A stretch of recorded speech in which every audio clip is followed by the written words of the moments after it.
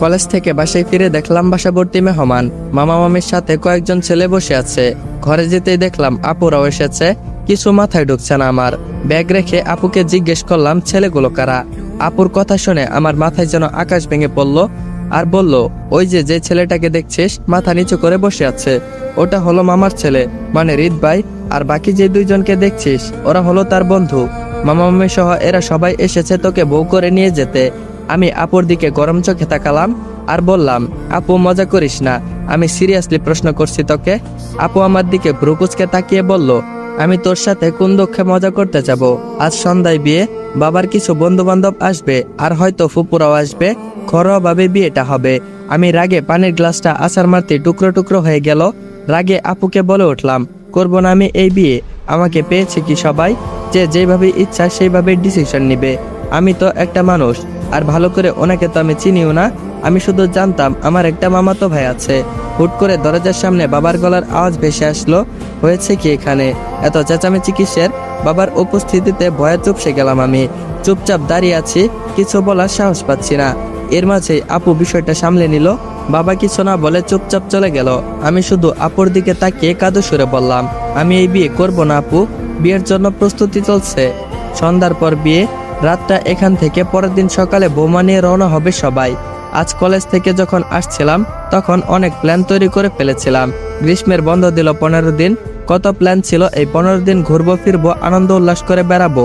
আর বাসায় ঢুকেই এমন হাই ভোল্টেজের শকটা খেলাম, নিরুপায় হয়ে মায়ের কাছে গেলাম। কিন্তু কেউ আমাকে বিশেষ গুরুত্ব দিল না। শুধু মামি একবার আমার কপালে চুমু দিয়ে বলল, আমার লক্ষ্মী বৌমা। আমি আবারও নিরুপায় হলাম। কেউ আমায় এতটাও গুরুত্ব দিচ্ছে না। একটুও মনে হচ্ছে না যে আমার জন্যই আয়োজন। আসার সময় খাম্বা মশাই, থুক্কু, হৃদ ভাইকে একটু আর চোখে কিছুক্ষণ তাকিয়েছিলাম। এটাই হলো আমার মামাতো ভাই। মা একটা লেহেঙ্গা নিয়ে আমার সামনে এসে দাঁড়ালো। আমি এখনো বসে আছি মুখ গোমরা করে। মা আমাকে ওয়াশরুমে নিয়ে গেল। এরপর আপুকে বলল গরম পানি নিয়ে আসতে। এমনিতেও গরমকাল, তার উপর আবার গরম পানি। ব্যাপারটা একটু অসহ্যকর মনে হলো আমার কাছে। তবুও কিছু বললাম না। কেন যেন একটা ঘোরের মধ্যে দিয়ে সময়টা কাটছে আমার। নাকি এটা স্বপ্ন, একটু পর ঘুম ভেঙে যাবে আমার, এটাও বুঝতে পারছি না। আজ মনে হচ্ছে আমি একমাত্র প্রাণী যে কিনা কলেজ থেকে আসার পর ওই বিয়ের পিঁড়িতে বসতে হবে। মা আমাকে গোসল করে দিচ্ছে খুব যত্ন করে। এর আগে শেষ এমন ভাবে কবে গোসল করালো ঠিক তার মনে নেই, হয়তো ছোটকালে। মাকে ধরে আমি ভেবে করে কেঁদে দিলাম আর বললাম, আমি এই বিয়ে করব না মা, তুমি আব্বুকে বোঝাও।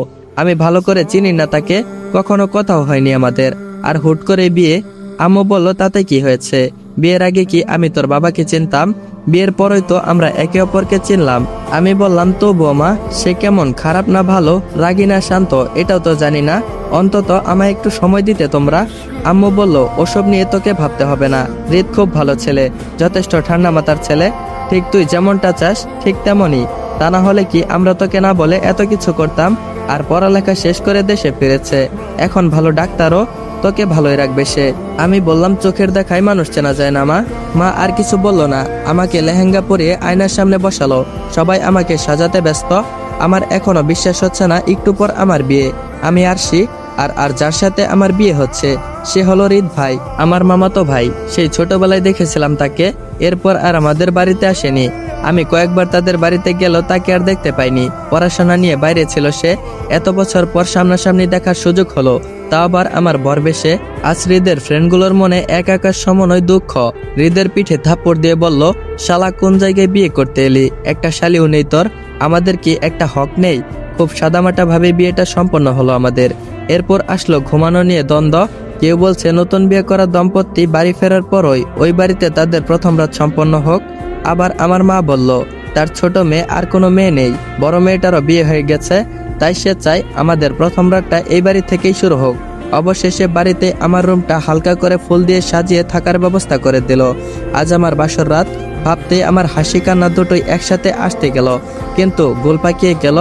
আমার মতে একটু বেশি বেশি হয়ে গেছে। একে তো হুট করে বিয়ে দিয়ে দিল, আবার এখন নাকি বাসর ঘর সাজালো। কেন একটু সময় নিতে পারতো না তারা? আমার মনে একটা প্রশ্ন ঘুরপাক খাচ্ছে, আর তা হলো হৃদ ভাই কেমন, রাগী নাকি শান্ত? বিষয়টা আগে দেখতে হবে। আমাকে কোনোভাবেই দুর্বল হওয়া যাবে না, ভাবের উপর থাকতে হবে তার সামনে। কিছুক্ষণ পর হৃদের বন্ধুরা তাকে রুমে ঢুকিয়ে দিয়ে বাইরে থেকে বন্ধ করে চলে গেল। মানুষটা রুমে প্রবেশ করতেই আমার সব সাহস যেন মুহূর্তে উধাও হয়ে গেল। তবু বুক ফুলিয়ে একটা নিঃশ্বাস নিয়ে সাহস সঞ্চয় করলাম। এরপর সে কাছে আসতেই পটপট করে বললাম, দেখুন আপনি আমার সামনে আসবেন না, আমি এসবের জন্য মোটেও প্রস্তুত নই।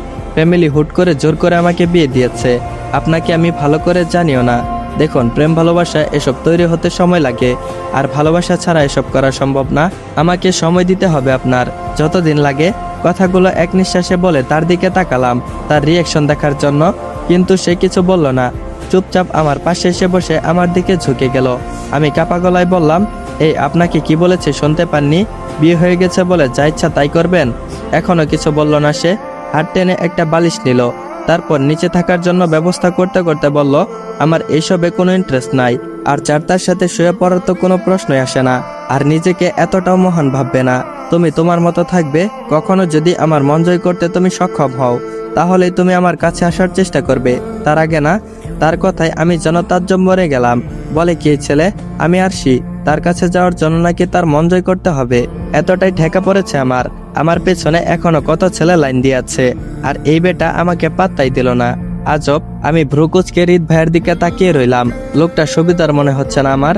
বাবা মা এই কোন মানুষের পাল্লাই ফেলো আমাকে, কে জানে।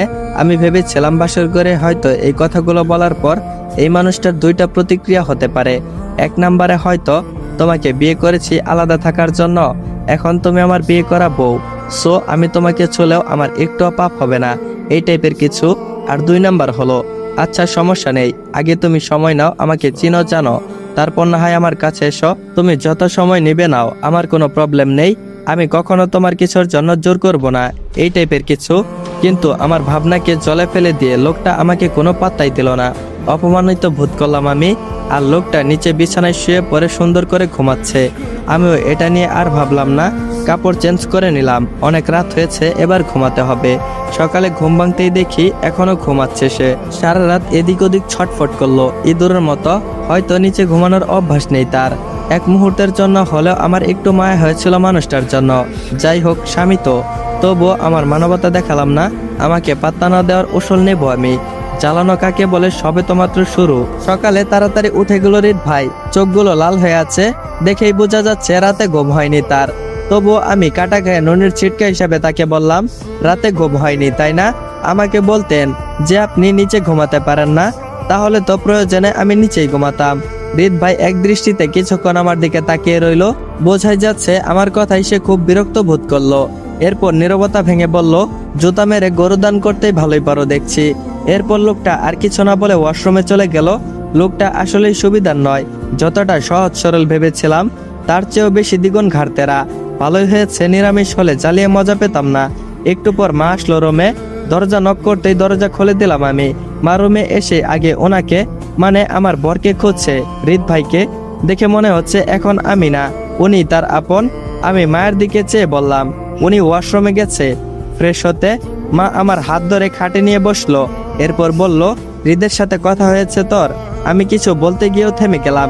এরপর বললাম, হ্যাঁ হয়েছে, তবে মানুষটা এত সুবিধার না, কেমন গম্ভীর প্রকৃতির, ভাব বেশি মনে হয়। মা বলল, ডাক্তাররা এমনই হয়, আস্তে আস্তে সব বুঝে যাবি। এখন সে বের হলে ওকে নিয়ে নাস্তা করতে আয়। দুপুরে খাওয়া দাওয়া শেষ করে আমাকে নিয়ে রওনা দিল আমার শ্বশুর বাড়ির উদ্দেশ্যে। দুইটা গাড়িতে, প্রথমটাতে মামা মামি আর ড্রাইভার, আর দ্বিতীয়টাতে সে, আমি আর তার দুই বন্ধু। ভাইয়ার দুই বন্ধু সামনে বসলো, একজন গাড়ি চালাচ্ছে, আরেকজন তার পাশে, আর আমি আর সে পিছনের সিটে বসলাম। বাবা মা আমার সাথে যাচ্ছে না, তারা কলেজ খোলার আগের দিন আমাকে নিয়ে আসবে। এখন এই কয়েকদিনের জন্য পাঠাচ্ছে, যাতে এই কয়েকদিনে শ্বশুর বাড়িতে গিয়ে বুঝে সবার সাথে পরিচিত হয়ে আসতে পারি। এরপর আমার এক্সাম শেষে সবাই অনুষ্ঠান করে তুলে নিয়ে আসবে। গ্রীষ্মকালের ছুটিতে শ্বশুর বাড়ি পাঠাচ্ছে আমাকে। বিষয়টা অদ্ভুত না? আজ আমার খুব খারাপ লাগছে। বিষয়টা এমনও না যে একবারে শ্বশুর বাড়ি চলে যাচ্ছি, বরং 10-12 দিন পর আবারও কুমিল্লায় ব্যাক করবো বাবা মায়ের কাছে। এরপর এক্সাম পর্যন্ত যত মাস সময় লাগে তা বাবা মায়ের সাথেই থাকবো।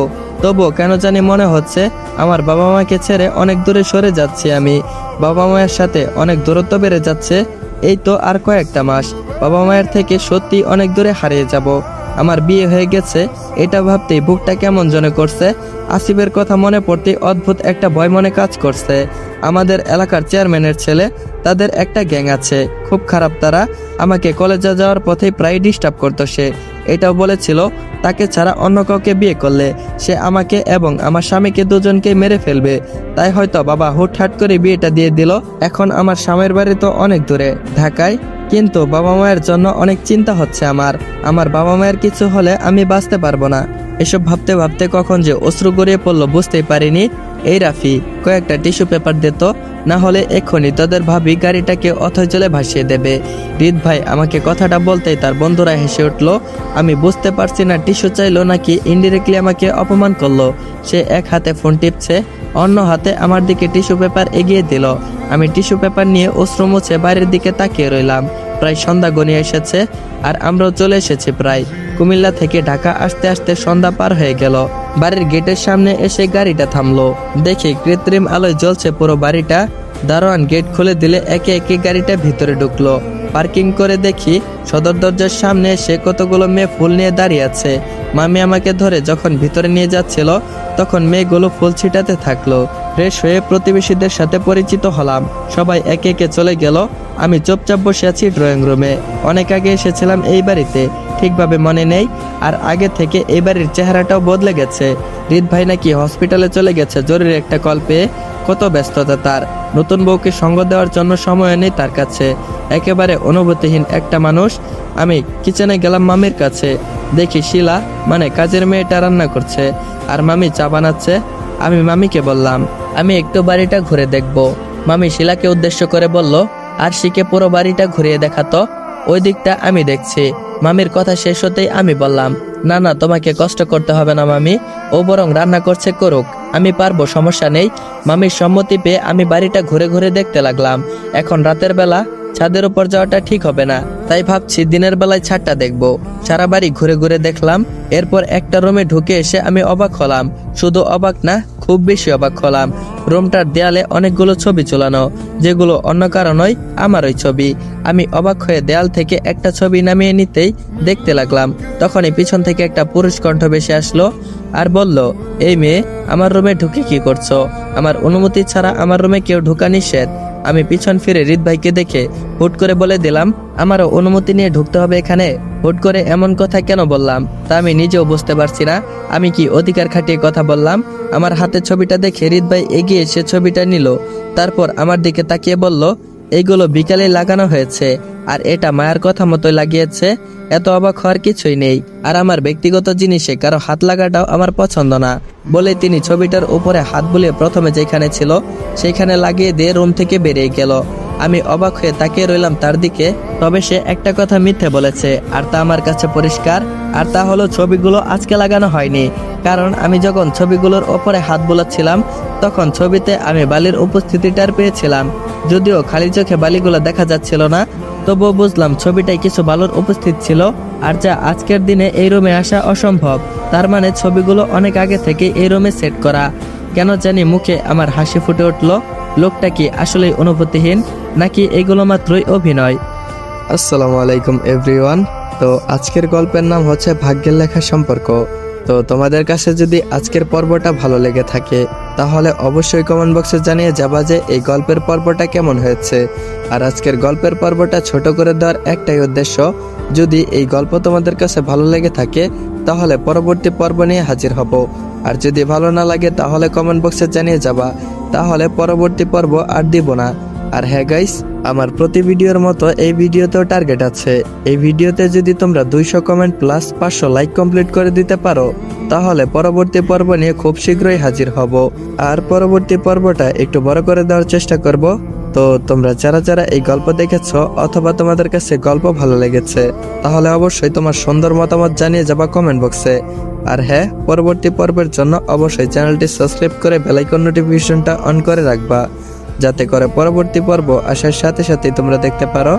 তো দেখা হচ্ছে পরবর্তী পর্বে।